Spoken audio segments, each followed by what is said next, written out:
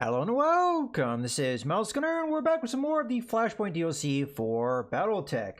And coming out of that mission, we're going to have some repairs to make. Now, unfortunately, I can't... Oh, can we? Okay, yeah, I'm just going to send this mech directly into storage rather than spending the time and resources to repair it, if it will allow me to do so. Yeah, that's what I thought. So it's too badly damaged to safely lock down for long-term storage. We have to repair the structure damage. That's what I thought. So we're gonna have to come in here because the damage is bad enough. We can't just hit the repair button. We actually have to come in and refit. Mostly we're just replacing the arm. So that's what we're gonna do. Unfortunately, it will take time. So that's fine. As I said, I'm not going to install anything else in here because I don't want to waste the time and money to do so. We're just going to be putting this directly into storage, as more than likely we will be replacing it with a mech that we purchase. So unfortunately, the time that it's going to take for us to do this work is time where this slot cannot really be moved around, unless it will let me. Yeah, it won't let me do it now either, so we definitely have to wait for that to finish. As far as the Trebuchet and the Shadowhawk goes, this is just going to be simple repair, as it was just a little bit of internal structure damage, so nothing too serious. So as far as that is concerned, it's going to be a couple days to get that Vindicator repaired enough so that we can move it, and then a day a piece for the Trebuchet and the Shadowhawk. Now we could move that around and get the access to one of those mechs, but not really a high priority for me. Now the other issue we have is pilots have gotten injured as well, both Gnarly and Truck, which are two of our top pilots. So as a result, we're going to have to use a different lineup here. Now, I'm thinking with what happened there, the Shadowhawk is out of commission and the Trebuchet is out of commission. So, as a result, we really don't have a mech for Revere to use, so we're going to be using Scarecrow instead. So let's go ahead and take a look at him and what we may want to do there. So in his case, he's much more set up for maneuverability and attacking that he is... I do want to give him some health, though, so we'll take that instead. Training confirmed, Commander. Just so that he doesn't die in case some event happens or we take a couple pilot hits. So let's get him a little bit improvement in there. All right, so we've already decided that we're going to be using Scarecrow. Mothman is one of our other pilots. Yeah, probably Mothman and Toxic are going to be the other pilots we're going to be using in addition to... And finally, we can get the last tick of gunnery skill. Mech warrior training complete. And then it's going to be a focus on piloting and guts. Tactics is going to be a secondary concern. Standing by. Okay, so Mouthman is going to be our potential backup support pilot. So we're going to want to get that gunnery skill up. Although getting tactics skill up does help as well because you get your minimum range reduction, so that is also very valuable and maybe worth picking up. In this case, we're likely going to use our Vindicator support mech. At least I think that's active. So if that's the mech we're going to be using. Ideally, we want to get to this skill as fast as possible, though. So you know what? Let's go ahead and take the gunnery skill because it gets us along that path. Training complete. Okay, so we've already given Mothman her level up. Let's see if Toxic has anything he can increase. So we're looking at... he could be our replacement for Gnarly, so we'd be looking more at gut skill. But it looks like, as far as everything goes, we don't really have anything that will be a meaningful upgrade, unless, of course, we want to take the piloting skill, which will help him in melee combat, does have some benefits. I think we go ahead and take that skill, even though it will slow down a little bit in other areas. As long as we don't take much more than that, I think it'll be all right. All right, so we have our pilots ready to go, more or less. Let's go ahead and take a look at the contracts that we have here. I haven't really looked in depth at what mechs we're going to be using. Okay, so we do have a travel contract. We may end up doing this one. I'd have to look at where it's going to be going, but we don't really need to focus on that just yet. Let's focus on where we are at the moment. So... we already improved our relationship. As a matter of fact, I want to take a look at that. How are we doing with House Merrick now? We're actually 1 positive. They're still indifferent to us. I'm not exactly sure at what threshold we switch to them liking us or the next level up. But we haven't quite gotten there yet. But it's good to see that. So the other 2 jobs we have are going to be going for either House Steiner here or the Canopians, both of which do like me, so obviously that's going to be good to continue that relationship. So let's take a look at the actual contracts, because at this point they're the same difficulty level, so we can kind of decide on what the mission type is. So we have battle, and we have recovery. Now, from what I've seen, the recovery missions tend to be a little bit easier, just from the standpoint you don't have to stay in the mission, you don't have to get all the kills that you of the enemy that's there, whereas a battle you would have to do that. Battle can be tricky depending on how many enemies we're going to be seeing. Now, as far as our enemies go, I believe it's going to be pirates in both cases, perhaps. I'm not exactly 100% sure on this one because it doesn't... I'm not seeing that it says, but... oh, no, it does say right here, Capellan. So it's going to be going against Capellans, which is fine. They're one of the factions that don't really like me, and we're just going to be continuing getting them not liking me. All right, so I honestly think we go with the battle now. Because, again, if we take any more pilot hits, if we take any more... mech damage, that's going to knock mechs out. I still think we'd be able to pull off the Brilliant Minds, because again, it's about the recovery mission. We could get the mission objective completed without actually having to kill all the enemy. So let's go ahead and take a look at this. So first I'm going to look at salvage. So we're not going to get any more choices. And at 2.5 skulls, not necessarily going to be great for us from a standpoint of what we may be able to get. We might be able to get decent medium mechs here, so that'd still be good. But I think we just take the 50-50. Let's go ahead and see what we've got to work with now. We've already done our pilot setup. This is just going to be a matter of figuring out what mechs we're going to be using.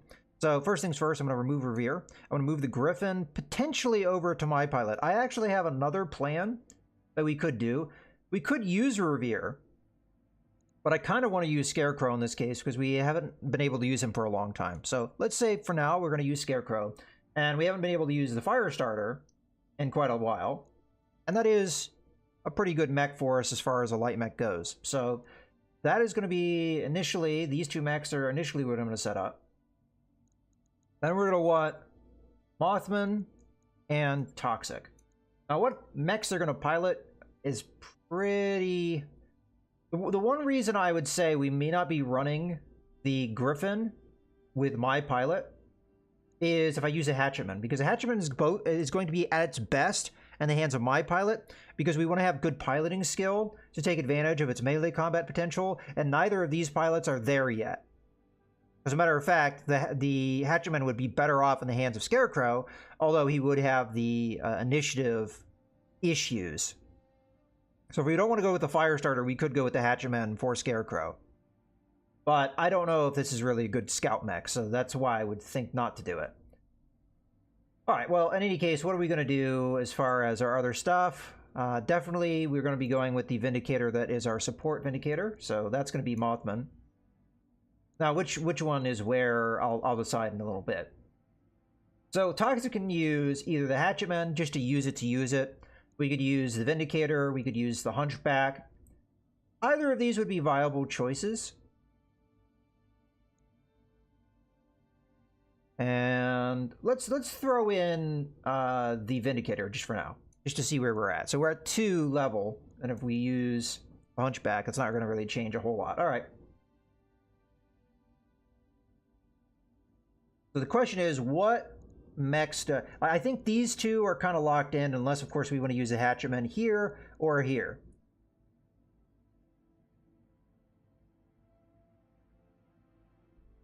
I really want to use the Firestarter, but I feel like it would be fun to use the Hatchetman. Especially as we know this is a combat-oriented thing. Although, Scarecrow really has an ability with a Firestarter to be in there fighting and maneuvering and doing everything we need to do, whereas the Hatchetman would have a lot of problems with that.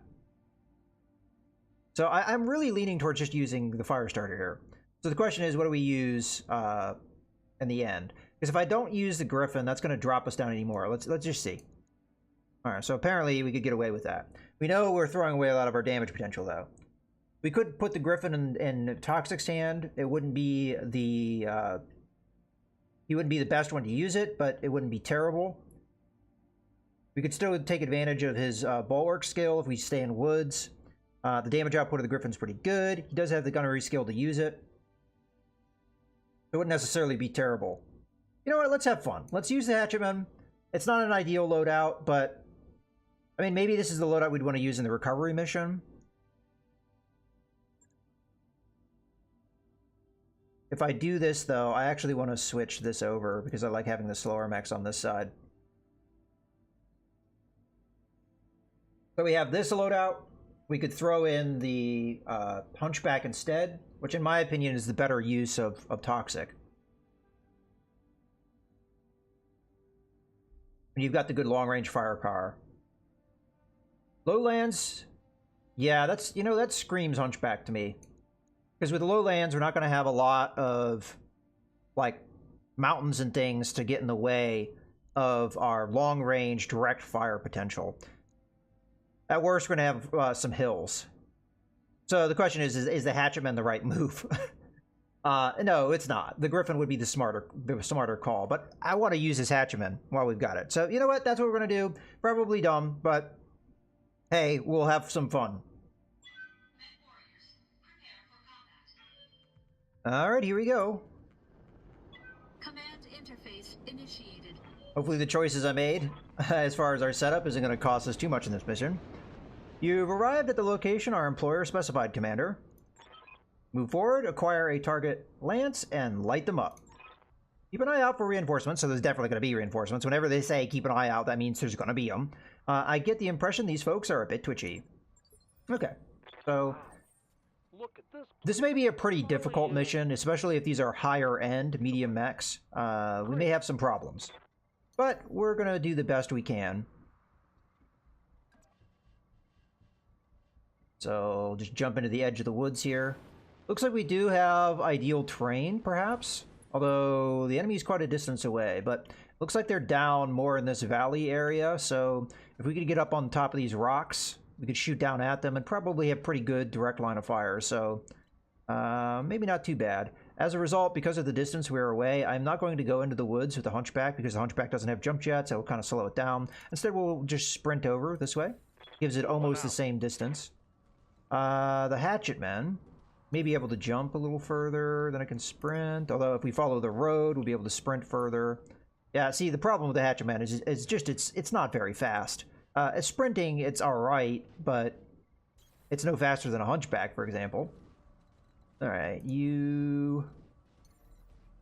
Okay, that doesn't seem like we're getting that much better off. Again, let's go for distance here. So, I'm gonna go ahead and sprint. Not likely gonna get contact this turn, so we'll just sprint over here. Now, if there's reinforcements, they might start on the board. So we do have to be careful not to get flanked here and get too overly aggressive. But we're gonna use the Firestarter's mobility to kind of give us an idea. We do have a lot of long-range firepower in the Hunchback and the Vindicator, so we can poke at our enemy at range, so getting that early engagement might be alright. So at this point, I don't think we'd be a bad off sprinting over this way. We still have a lot of distance to cover, so go ahead and do so. Move order received. Yeah, so the thing is, these three mechs all have the same walking, sprinting speed, so they should keep relatively together. The difference is that the Hatchetman, the pilot, is having better piloting skills, so they can get more sprinting distance, because that's the way this game works. So there is that. Alright. At this point, we're starting to get pretty close. According to this, we would be within sensor range. Maybe not quite there, but we would at least be in cover, and they may move into that sensor range. So I'll go ahead and make this sprint into the woods. Copy that. Okay, we're already getting... You might even have that direct line of sight this turn. Okay. We have a light mech.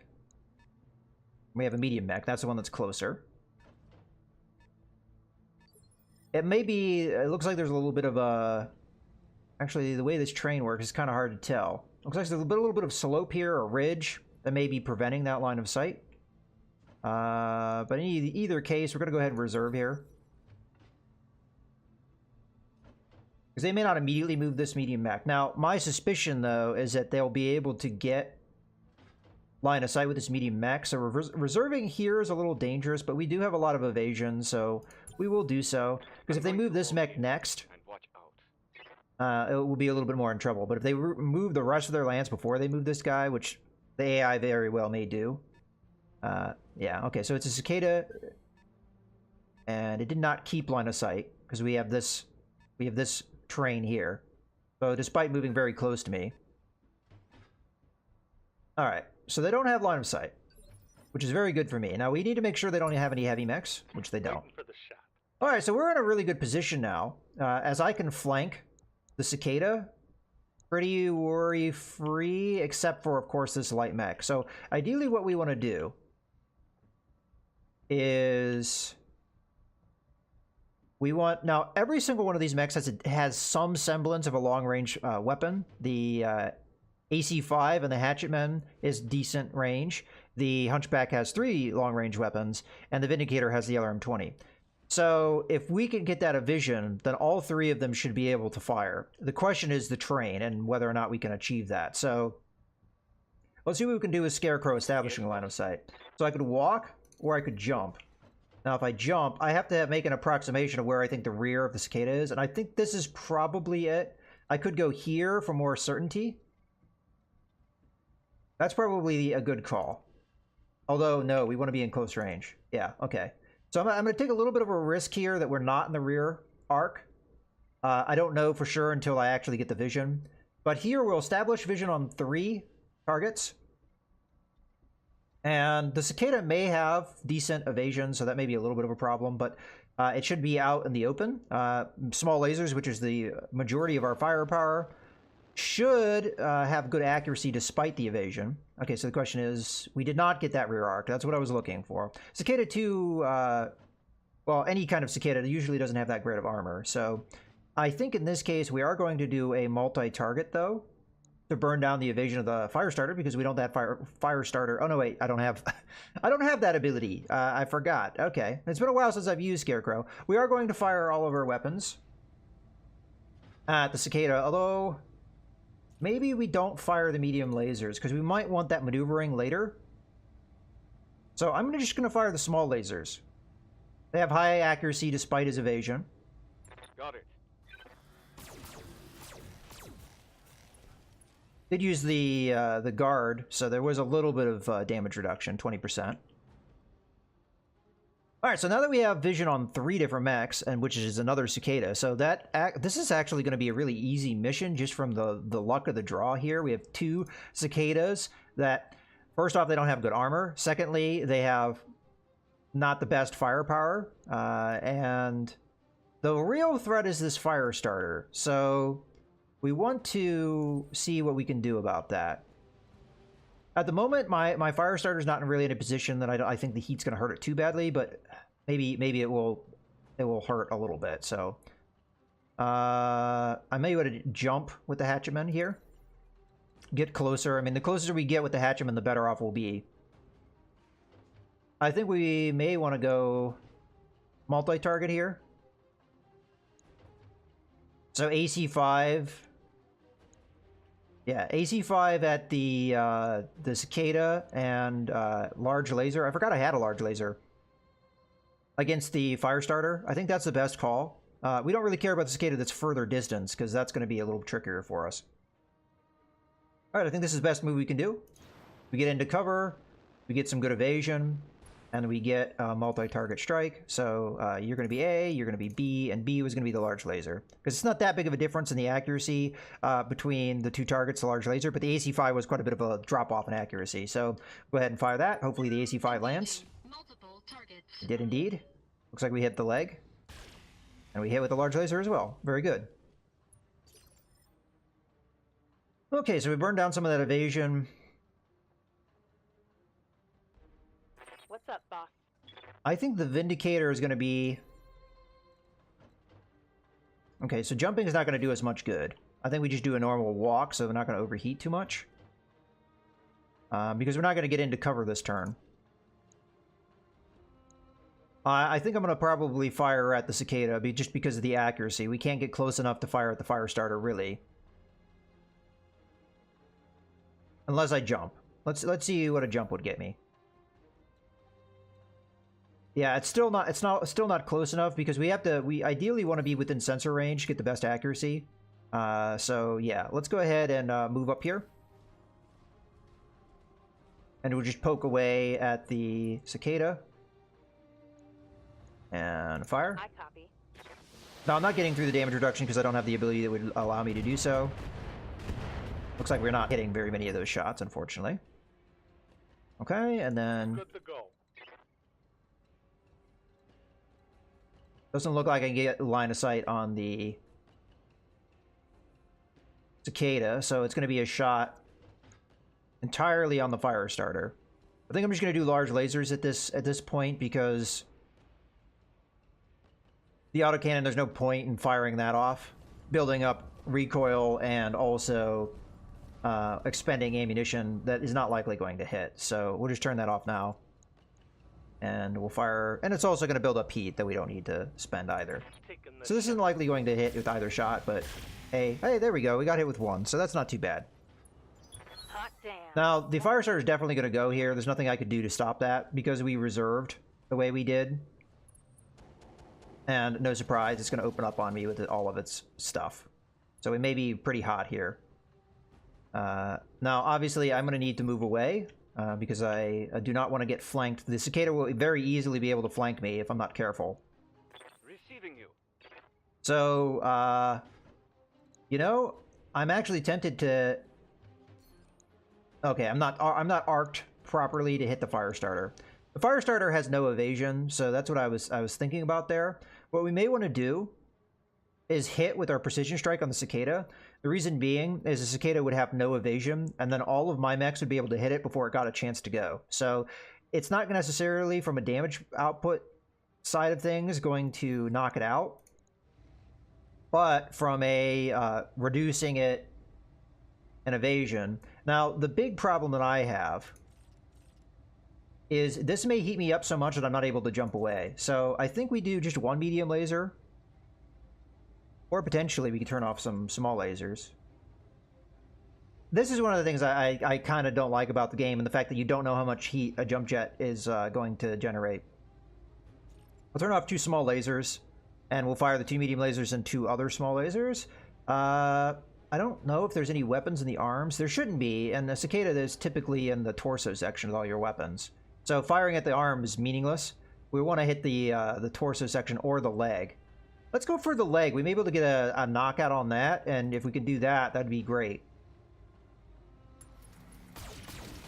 Oh, that was very good focused fire. So we did indeed blow that leg off. And the other leg's very damaged, so we may be able to just get a nice cheeky follow-up of knocking out that leg. All right, because we didn't move, we can... now, I'd ideally like to jump away, but the problem is we don't want to overheat. So can I walk away further? I probably could, but the problem with that is that I may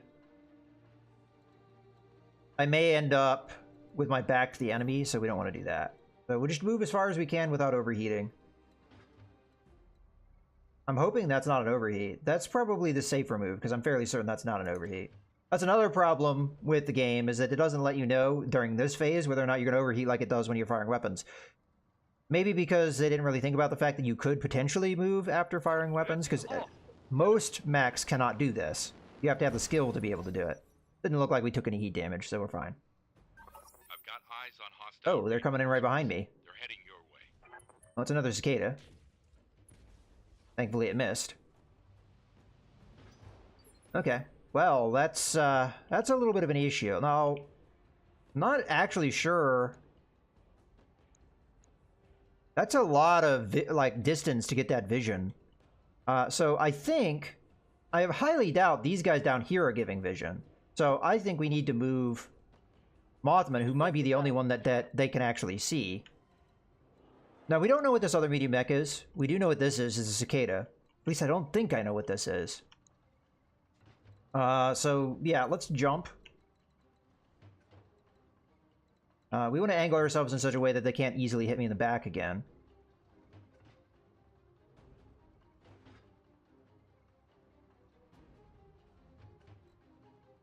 So I think the best move is jump, and then it's probably going to be almost impossible because cicadas have a lot of movement.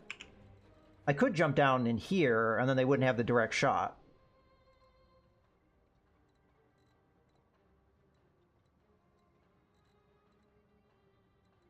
Yeah, I think that's the right move. We jump down here, and then there's no way that cicada is going to get a shot on me again. So I'm going to go with that. And we're right at that range bracket that we ideally want. Now, I kind of wanted to go after the fire starter here, but I think the cicada is the smarter move. And we could target shot its leg while it's down. And if we take that leg out, which has already taken quite a bit of damage, it will kill it. Let's see how much damage. Okay, it hasn't taken that much damage, but that... We do have enough damage to potentially, although our chance of hitting is 15%. So I don't think we're going to get the kill here. So it may take a couple mechs. I'm tempted to fire at the fire starter instead, but because it's the most dangerous opponent to me, yeah, you know what? That's what I'm going to do. Just because this is the more dangerous opponent. We have a harder time hitting it, but we need to take it out. Firing on target.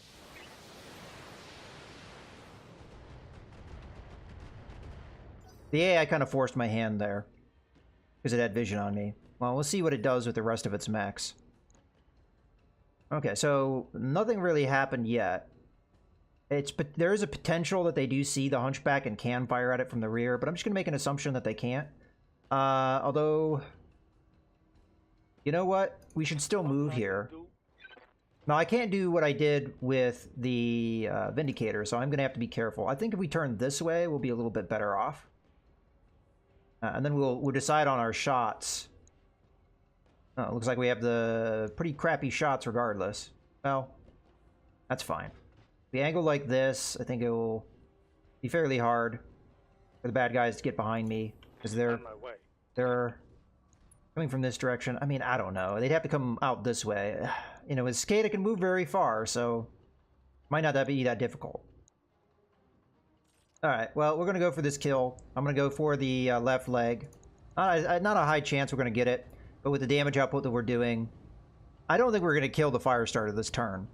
Not unless I did a split target, but... Firing. Okay, we killed an arm. That's not what we were going for. Yeah, that cicada's going to live. I think wasting too much fire on it is a bad idea. And it could take everything that my Hatchman throws at it and still be fine.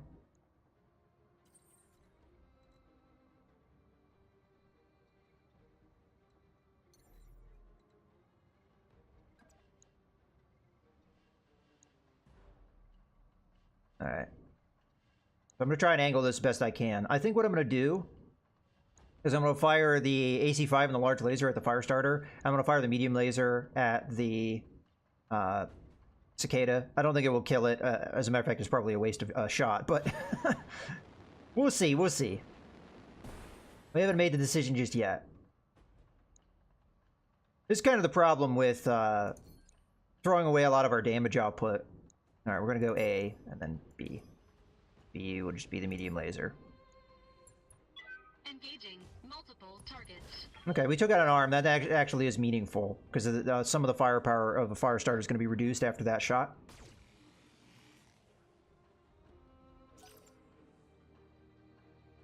Now, they should be able to see the Hatchetman, which is, you know, a little bit of a risk.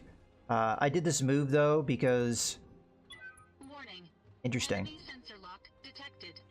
I didn't want the enemy to just allow, like, the cicada to get up before I could do anything about it.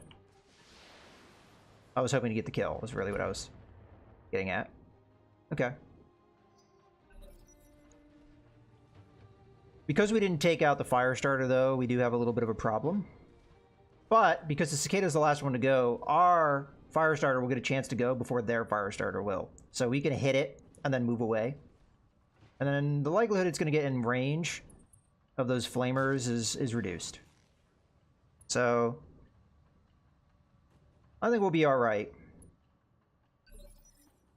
Okay, well, this is going to be a good point to go ahead and wrap up this video. So I hope you guys have enjoyed. This is Mouse Gunner signing out.